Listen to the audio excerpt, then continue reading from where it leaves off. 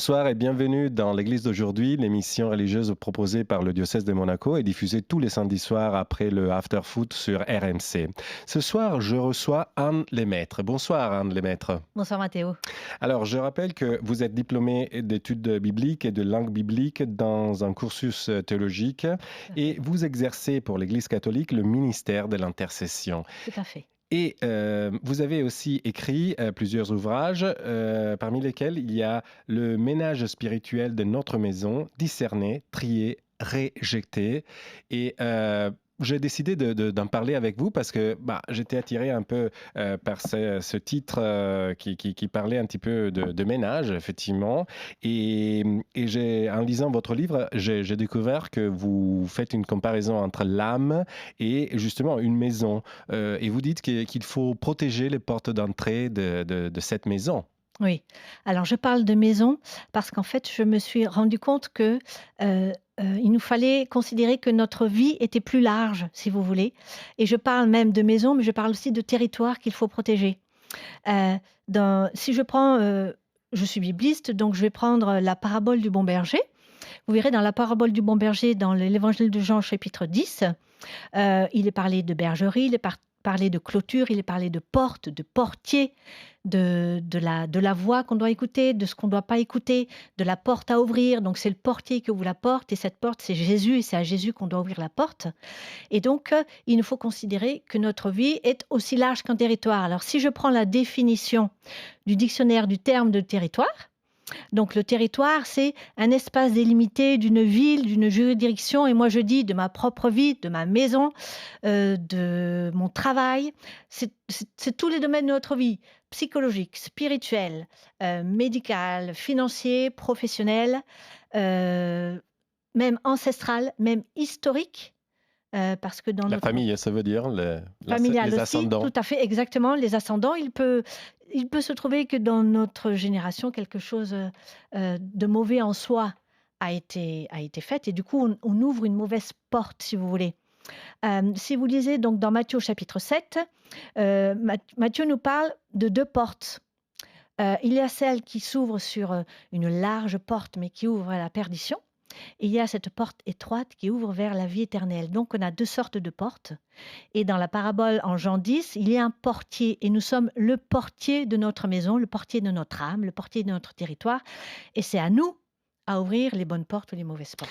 Mais justement, si on laisse entrouverte une porte, on risque, vous écrivez, de faire entrer dans notre maison, dans notre territoire, comme vous venez de le dire, des polluants, on pourrait dire comme Oui, ça, spirituels. Mais pourquoi ils sont si dangereux, si polluants? c'est polluant. Alors vous mettez le terme polluant, c'est très bon comme terme. Juste avant de spécifier ça, je voudrais dire juste 2 petites choses. La petite chose, c'est que, dans mon livre, je fais une petite liste de ce Mhm, qui, moi, ou de ce que l'on m'a dit qui pouvait paraître mauvais en soi. Mais du coup, je veux dire à l'auditeur qu'il n'y a aucune condamnation. C'est pas mhm. parce que vous lisez le livre et Oui, qu'effectivement vous êtes dans telle pratique que oui, vous n'allez pas être condamné. Voilà, ce n'est pas un livre qui condamne, voilà. jamais. Et la deuxième chose, c'est que, je me suis rendu compte que, je vais vous prendre une image. L'image de, vous savez, quand vous arrivez devant une maison et que vous pouvez avoir un écriteau, «Chien méchant, défense d'entrée» Mhm, et que vous voyez effectivement qu'il y a une niche avec un chien avec une grosse chaîne. mhm. Mais en fait, tant que vous n'êtes pas approché du chien, vous ne pouvez pas savoir. Et c'est en fait quand vous vous approchez du chien, que vous faites mordre, qu'en fait vous vous rendez compte qu'effectivement, ce qu'avait écrit le propriétaire était tout à fait juste. Donc Mhm. je donne cette image-là pour faire comprendre que l'Église, la parole de Dieu, nous met en garde, nous donne des avertissements et les conséquences de ce qu'il pourrait avoir si l'on fait telle ou telle pratique. Après, chacun reste libre de faire ce qu'il veut et chacun libre d'avoir les conséquences qu'il subit suite à cela. Voilà.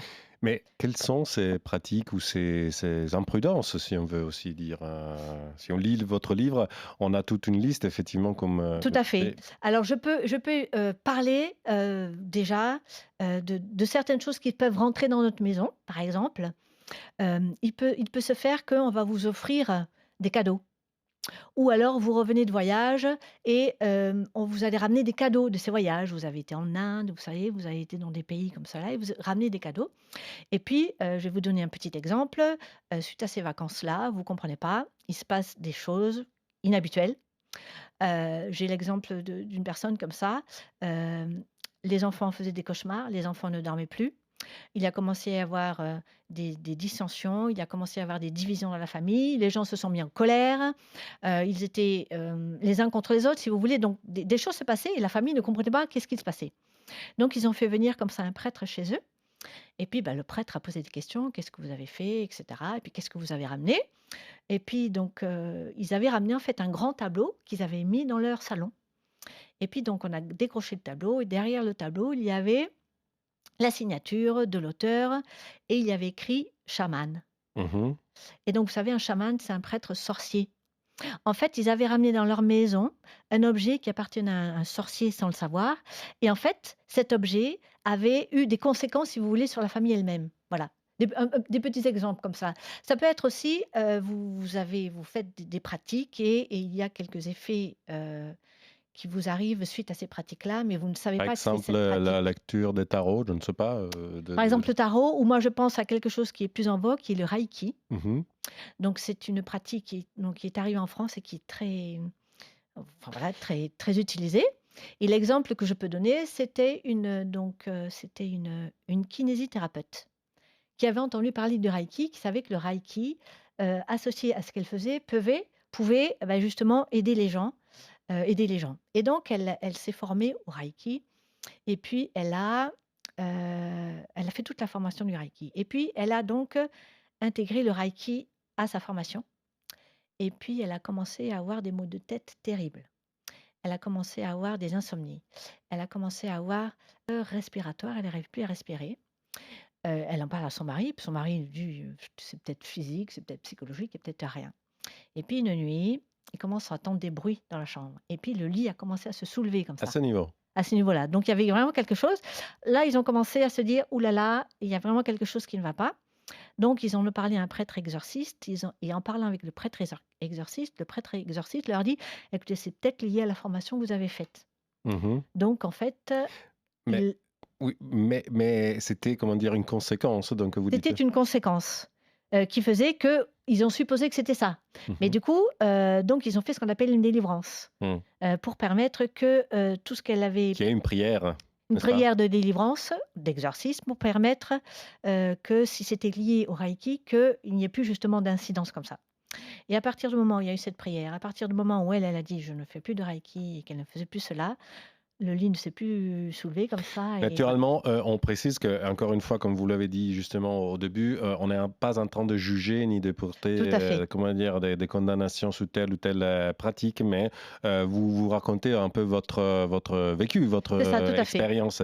Mais, à propos d'exorciste, naturellement, c'est un mot qui fait sursauter, Oui, tout pas à fait. seulement les lits, mais aussi, beaucoup de personnes parce qu'on a tous en tête un peu comment dire, l'offre, des films, Oui, qui ont été réalisés dans les décennies précédentes, on pense tout de suite à quelque chose de très dangereux. oui, Et bah, dans votre livre, justement, vous parlez aussi de la nécessité pour ceux qui veulent ou qui souhaitent, oui. qui ont besoin d'être délivrés, de faire appel à des professionnels Mmh. ou bien aussi à la prière des frères. Vous pouvez nous dire un petit peu qui sont ces professionnels, comment dire, et cette prière? D'accord. Alors il y a diverses choses.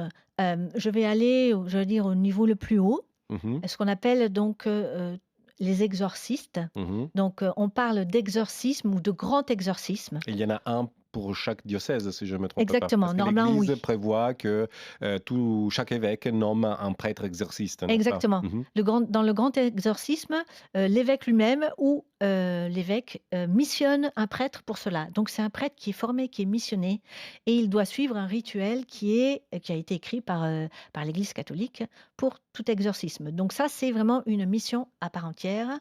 Voilà, c'est le premier niveau. Ensuite, il y a ce qu'on appelle, j'allais dire, le petit exorcisme ou alors le ministère de délivrance. Alors le ministère de délivrance, c'est une équipe qui a été formée. En général, il y a un prêtre au sein de cette équipe, mais il est entouré de laïcs. Ce n'est pas simplement des prêtres dans ces cas-là qui sont là et donc ils sont vraiment formés. Ils ont donc été, choisis par le prêtre lui-même ou par le diocèse, formés et voilà et ils peuvent recevoir. Alors la différence entre le grand exorcisme et la prière de délivrance, c'est que dans le grand exorcisme, on parle de possession, c'est-à-dire quelque chose qui est interne à la personne. Et donc c'est pour ça qu'il n'y a qu'un exorciste lui-même qui peut le faire. La prière de délivrance, c'est des liens extérieurs qui viennent par rapport à la personne, parce qu'elle a touché à des pratiques, à la magie, à la sorcellerie, à des pratiques occultes, qui fait qu'elle a ce qu'on appelle des liens, et elle a besoin d'une prière de délivrance pour être délivrée de ces liens. Et ensuite, il y a la prière des frères. Alors la prière des frères, dans la prière des frères, il n'y a pas à proprement parler de prière de délivrance ou d'exorcisme. Dans la prière des frères, c'est juste une personne qui a besoin d'être consolée, qui a besoin de guérison, qui a besoin d'être encouragée, qui a besoin d'être exhortée, si vous voulez, mais il n'y aura pas en soi de délivrance. Si pendant la prière des frères, ils pressentent que la personne a besoin de délivrance, dans ces cas-là, cette personne est envoyée au ministère de délivrance ou vers un prêtre exorciste. Voilà, il y a une petite procédure à suivre, si vous voulez, qui est tout à fait ajustée pour permettre aux gens de recevoir la prière dont ils ont besoin. Vous parlez, malheureusement, le temps à notre disposition est toujours très limité, mais vous parlez dans votre livre aussi des bonnes nouvelles, dans le sens que nous avons comment dire, des outils pour nous protéger, pour Tout à fait, des boucliers. tout à Et fait. l'un de ces boucliers est très simple. Le nom de Jésus, Jésus lui-même, si vous voulez. Oui, tout à fait. Et il y a aussi le Saint-Esprit. Mais je vais parler du nom de Jésus. Alors, il nous faut comprendre que seul Jésus sauve et seul Jésus protège. Quand vous avez compris Pour ça, l'Église catholique, pour l'Église pour catholique, l'Église. pour l'Église chrétienne, pour tous Ouais. les chrétiens.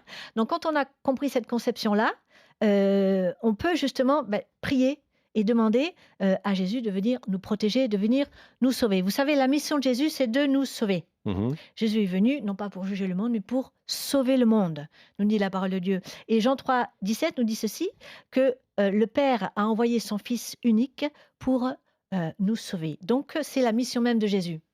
Et le nom même de Jésus, c'est Dieu sauve, mais c'est plus que ça. Dans le terme grec et hébreu, on n'a pas le temps d'en parler, mais il y a 4 dimensions.